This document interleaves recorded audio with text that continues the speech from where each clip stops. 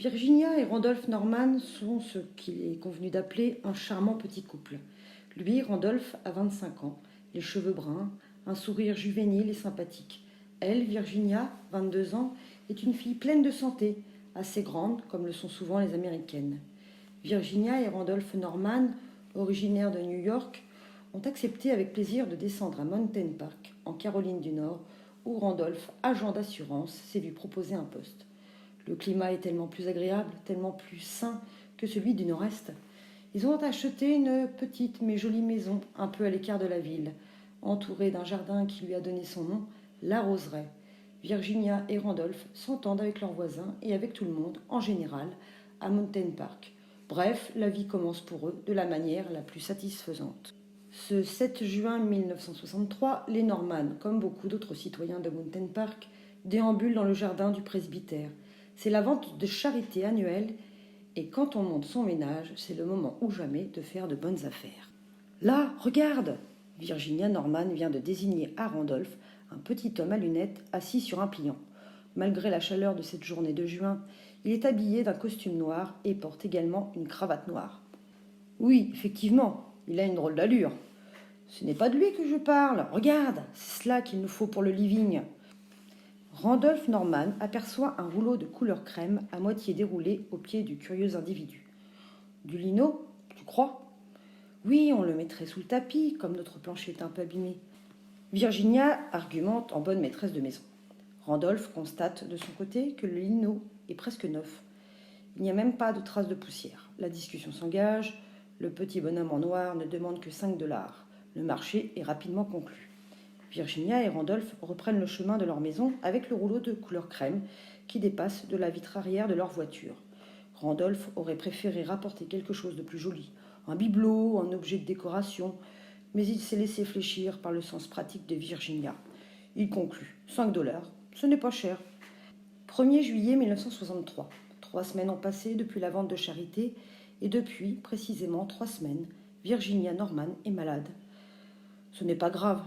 Qu'y a-t-il de moins grave qu'un rhume? Et Virginia n'est pas du genre douillette. Mais elle en a assez d'éternuer, de se moucher sans cesse. Avec Randolph, elle s'est décidée à faire venir le docteur Lorimer, qui est d'ailleurs leur voisin. Le docteur Lorimer remarque tout de suite les yeux rougis de Virginia.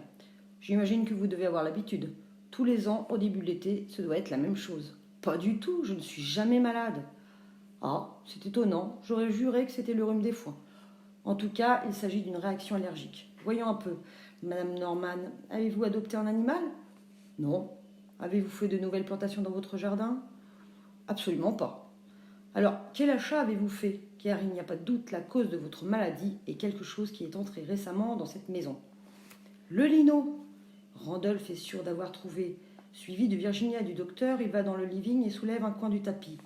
Virginia est secouée d'un éternuement effroyable, tandis qu'il pousse lui-même un cri. Quelle horreur!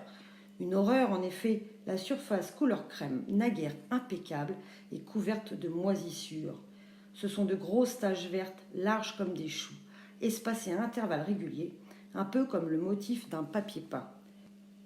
Randolph Norman passe son doigt sur la surface et grimace. La moisissure a quelque chose de visqueux, de répugnant. Son mouchoir sur le nez, Virginia s'est réfugiée à l'autre bout de la pièce. Le docteur Lorimer fait, lui aussi, la grimace. Je ne sais pas ce que c'est, mais c'est cela qui a déclenché l'allergie. Randolph Norman n'hésite pas. Je vais m'en débarrasser, et tout de suite. Aidé du docteur, il déplace les meubles, enlève le tapis, roule le lino et va le jeter dans la poubelle. Demain, les éboueurs l'emporteront. Le docteur Lorimer prend congé de Randolph. À votre place, je nettoierai aussi le tapis. Je n'ai jamais vu une saleté pareille. Le tapis ne présente pas la moindre tache de moisi. Mais le docteur a raison, il vaut mieux être prudent. Tandis que Virginia s'est réfugiée dans sa chambre, Randolph se met en devoir de le laver à l'eau savonneuse. Une fois qu'il est propre comme un sous-neuf, Randolph le met à sécher dans le jardin. Demain, il sera sec et ce malheureux achat de lino ne sera bientôt qu'un mauvais souvenir. Le lendemain, effectivement, Virginia Norman est en pleine forme pour la première fois depuis 3 semaines. Elle n'a plus les yeux rouges, ni le nez qui coule. En remettant le tapis sur le parquet du salon, Randolph et elle s'interrogent. Qu'est-ce que cela pouvait être? Je n'en sais rien, Virginia. Le tapis est impeccable, le parquet aussi, l'air chaud de l'été entre largement par la baie vitrée. Randolph conclut: Eh bien, on aura perdu 5 $, c'est tout. 3 juillet 1963. En s'éveillant ce matin-là, Randolph Norman a comme un pressentiment. Une désagréable impression, en tout cas. Il se dresse sur le lit et se tourne vers sa femme. Virginia! Virginia a les yeux rouges et bouffis. Son nez est tuméfié. Elle se réveille en sursaut. Elle est aussitôt secouée par une série d'éternuements. Randolph Norman sent l'angoisse le submerger. Il saute du lit et se précipite dans le living. Il regarde bien sûr en premier le tapis. Fausse alerte, il n'y a rien. Ses yeux remontent alors vers le mur. La chose est là, de larges taches de moisissure verte, grosses comme des choux. Sur le lino, elle lui avait fait penser au motif d'un papier peint. La comparaison était juste. Le mur semble, jusqu'à hauteur de 50 cm environ, avoir été décoré de dessins répugnants et visqueux. Virginia s'encadre dans la porte de la pièce. Il se retourne. « Va-t'en, enferme-toi dans la chambre. Moi, je vais faire ce qu'il faut. » Gregory McCulloch dirige à Mountain Park une entreprise de désinfection industrielle. Le récit de Randolph Norman fait plus que l'intriguer. Il accepte immédiatement de le suivre. Une fois sur place, il se penche sur les taches monstrueuses. Il les examine à la loupe, sort d'une mallette plusieurs flacons dont il verse quelques gouttes à l'aide d'une pipette. Il finit par se relever, l'air perplexe. « Jamais vu ça. Et pourtant, j'ai une sacrée expérience. C'est une moisissure, pas de problème. Mais laquelle? Allez savoir. » Randolph Norman ressent un pincement au cœur. « Alors, vous ne pouvez rien faire? » « Si, et même si vous voulez mon avis, c'est drôlement urgent. Il n'y a que les grands moyens. C'est-à-dire tout refaire à neuf. » Gregory McCulloch jette un coup d'œil circulaire sur la pièce. Il faut arracher les papiers peints, traiter les murs à l'alcool et les repeindre, laver les parquets, les passer à la paille de fer et les cirer, décaper les meubles et les revernir, refaire les plafonds, sortir tous les vêtements qui sont ici, les désinfecter et les porter chez le teinturier. Pour cela, il me faudra une semaine. Évidemment, ce ne sera pas donné. Randolph Norman contemple les murs. Est-ce une impression? Tout à l'heure, lorsqu'il s'est levé, les taches montaient jusqu'à environ 50 cm. Maintenant, il lui semble qu'elles sont 20 cm plus haut. Il répond vivement. C'est d'accord. La semaine qui suit, la villa La Roseraie est le siège d'une activité intense. Les voisins viennent voir, intrigués par le phénomène, mais n'osent pas approcher de trop près. Les Norman, eux, ont quitté la maison. Ils campent dans le jardin, ce qui n'est pas trop pénible, étant donné la douceur de la température. Une semaine a passé. Les ouvriers ont fini de poncer, de gratter, de désinfecter, de peindre, de laquer. Le jeune couple rentre enfin dans sa maison. Les murs, les sols, les plafonds, les meubles font presque mal aux yeux à force d'être brillants. On dirait une publicité pour des produits d'entretien. Le patron de l'entreprise de désinfection a un large sourire. Voilà, et maintenant, si cela recommence, je ne m'appelle plus McCulloch. Les Norman se reprennent à espérer. Allons, tout cela n'était qu'un mauvais rêve, un cauchemar inexplicable. Ils inspectent longuement chaque parcelle des murs, tournent et retournent les meubles en tous sens. Rien à dire, tout est parfait. C'est donc sans appréhension que Virginia et Randolph Norman vont se coucher le 9 juillet. Le lendemain, 10 juillet 1963, date dont il se souviendra toute sa vie, Randolph se réveille en sursaut. C'est un bruit qui l'a sorti de son sommeil, un bruit qui, dans son esprit endormi, a fait office de sirène d'alarme. Virginia a éternué. Comme un fou, il descend encore une fois dans le living, et il reste là longtemps, interminablement à regarder, sans rien dire, sans comprendre. Il ne s'agit pas des murs, ni des sols, ni du plafond. Ils sont parfaitement nets. Non, c'est le canapé au milieu de la pièce, alors que la veille au soir, grâce aux soins de McCulloch, il était aussi neuf que s'il sortait du magasin. Il ressemble maintenant à un rebut de décharge municipale. On ne peut pas dire qu'il soit taché. La moisissure a tout recouvert au point de former une coloration uniforme d'un vert glauque. Il s'exhale de cette pourriture une odeur de cave et de rats crevés. « Ah non !» Randolph Norman agrippe le canapé à plein bras et, indifférent au contact gluant, le jette dans le jardin. Il s'empare d'un fût d'essence laissé par les ouvriers, en déverse le contenu et y met le feu. Il y a une colonne de flammes, une fumée noire, et une voix qui retentit derrière lui. « Randolph !»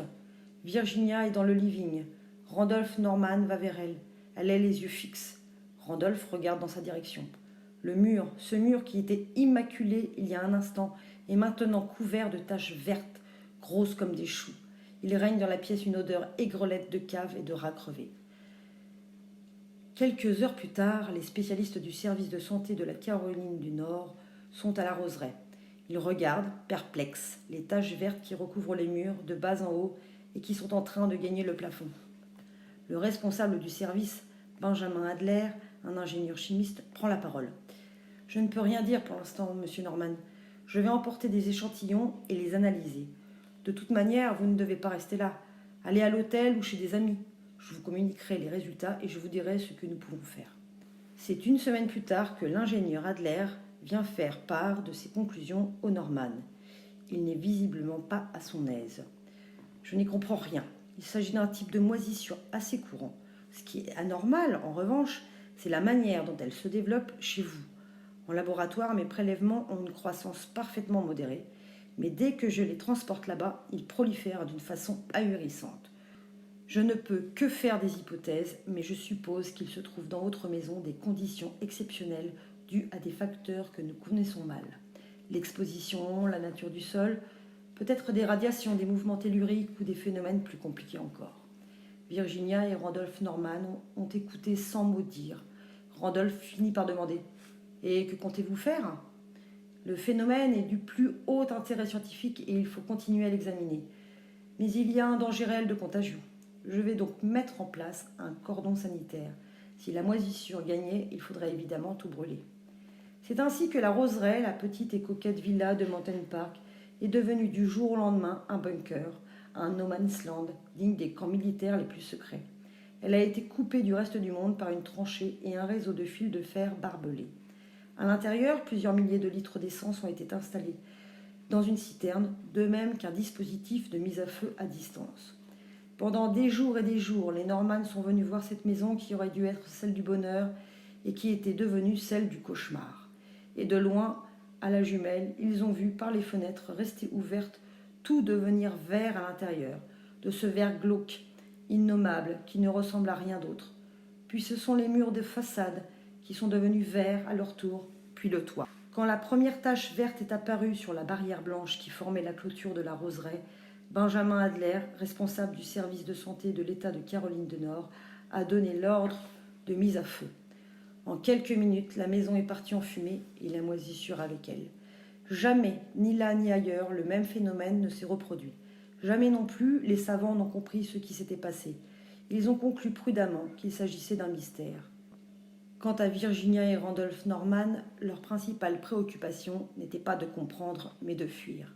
Leur assurance leur ayant remboursé ce sinistre sortant de l'ordinaire, ils sont aussitôt allés là d'où ils étaient venus, à New York, dans un petit appartement bruyant, au milieu de la pollution, de l'agitation et de la cohue, mais loin de toute trace, de tout soupçon de moisissure. Un rêve.